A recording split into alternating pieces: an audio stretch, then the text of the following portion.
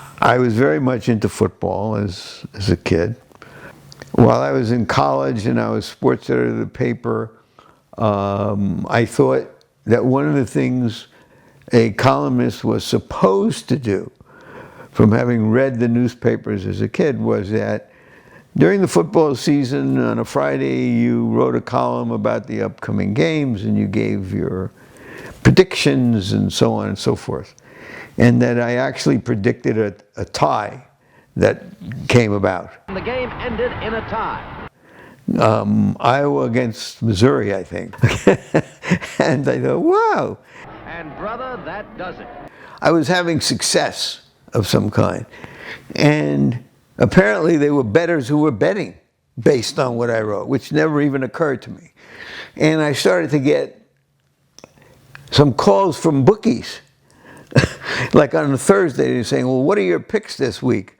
Because they wanted to anticipate, I later realized, of maybe tilting the point spread this way or that way because people were following me. I had no idea about any of this. The NFL was getting so successful, and that betting was a part of its success in the sense that if you didn't have an emotional investment in a team you were watching, if you bet $10 on the game, you had an emotional investment. And so that was no small part of all of this.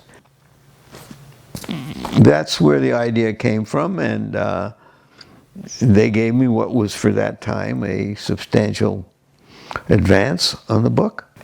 The idea of taking the advance that I got, $30,000, and using it as a betting stake, and to see whether I could make money through the season, burrow into the system to see who the big players were and how all of the odds and ends got played out.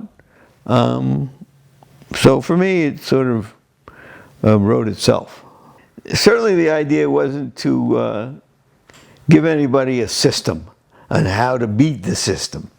I wanted to show that you can, and that I learned in the process, but it was never the idea that here are the rules and of how to beat the game.